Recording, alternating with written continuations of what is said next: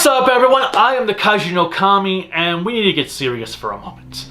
Recently, a YouTuber by the name of Totally Not Mark had like 150 videos that were flagged by Toei, gave him copyright claims, they took him down. He's a reviewer who reviews anime, video games, and all that like. And Toei just like went on this rampage on his channel. I have no idea if they just did it manually or if it was automatic. And because apparently even videos that didn't even have footage of Toei shows were taken down. And this has got to stop, YouTube. Seriously, this bullshit needs to stop. Obviously, those guys who watch me all the time know that I talk about the copyright claims I have to go through all the time when I review Toku shows, because I review, hell, half my entire videos are revolved around Toei series. Sentai and Kamen Rider, Sailor Moon. So I know the frustration of having to deal with Toei and Toho, and it is ridiculous that these companies can abuse the copyright claim system.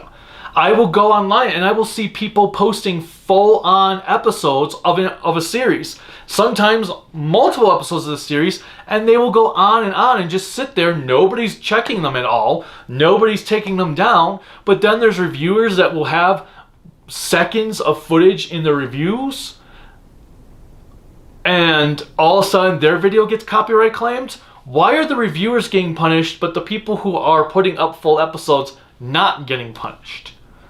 It boggles my mind. Like recently, I don't know if you guys have seen me post about it on Twitter and Facebook, but one of the panels we ran at KomoriCon, What Makes an Anime Hero, Corellica's panel, I got a copyright strike from Aniplex for the footage of Fate Zero that was in the video that you can see, because it was confusing, because it's like, dudes, did you not look at this? Because if you look, you can see us presenting, you can see the screen that the video is being projected on, you can hear the audience interaction in the background, or some of it. That panel was kind of dead for some reason, but whatever.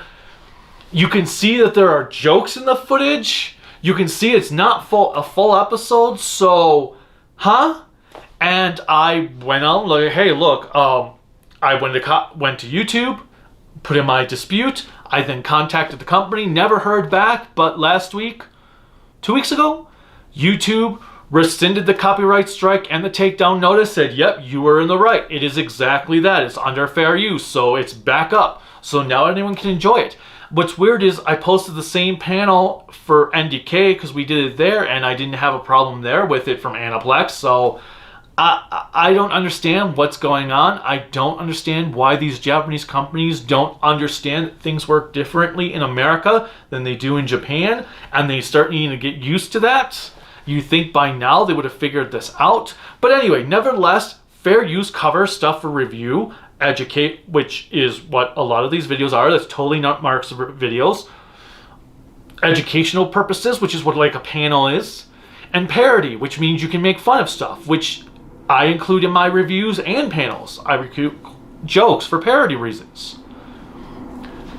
It's just, I don't understand, and I don't get, like Toei, when they launched their Toei channel last year for America, their channel got flagged by copyright claims. So Toei's own checkers flagged their own channel. This has got to change. And YouTube doesn't seem to care. Google doesn't seem to care. I've seen complaints earlier this year of YouTube started arguing with the guy who was trying to just ask on Twitter, why was this taken down? And they just said, well, clearly the person who took it down, it was flagged for reasons that were stated in the initial email. And he's trying to inquire, like, yes, but that didn't make sense. What exactly was taken down? And they just kind of half-assed their response, didn't really give him an answer, and just continued on as if their decision was right without ever stating, well, you know, okay, let's go and take a look, show us what our response was, tell it, and we'll see what you mean. No, they didn't do that. They just argued with the guy on Twitter. It was ridiculous. Nothing's going to change unless all the content creators, I don't mean just the small-time ones. Like, I'm small-time, some other people are small-time. If we band together and try to create our own outlet like YouTube, it's going to fail because nobody's going to care. But if YouTube loses like the big time people, the people who can afford to leave YouTube to create a whole network that all these content creators can come together and form their own network that's like YouTube, then YouTube might actually be like, hey, you know what? We just had all these people with millions of subscribers that are making us all this income. Just do this. Maybe we should change something. I don't know. Maybe not.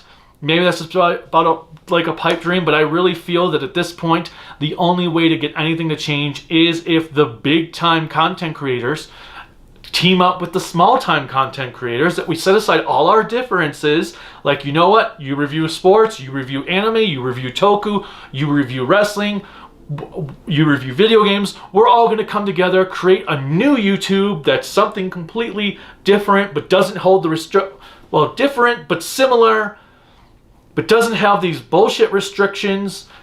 And when that happens, if that were to happen with these big time YouTubers migrating over, people are going to go there. They're those people's fans. And then YouTube is going to hopefully be like, well, shit, maybe we need to change something. Because that's the only way I can think of anything's going to change. Like, there have been other sites that have tried to be YouTube and have failed. VidMe, Dailymotion, and a few others. They tried to be YouTube.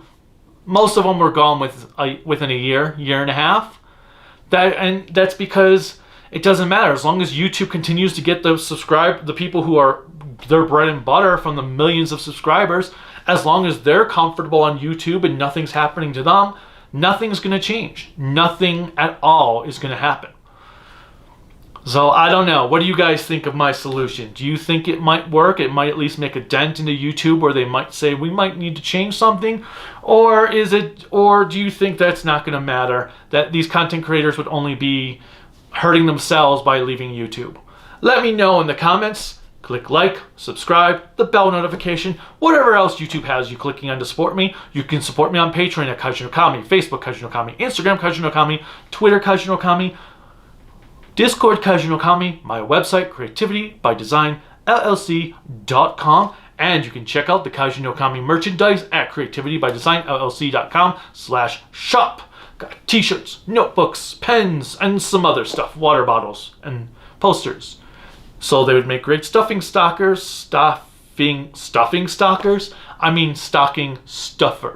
But anyway, yes. So thanks as always. And hopefully, maybe we can find a way to get YouTube to change its bullshit. Until next time. Bye.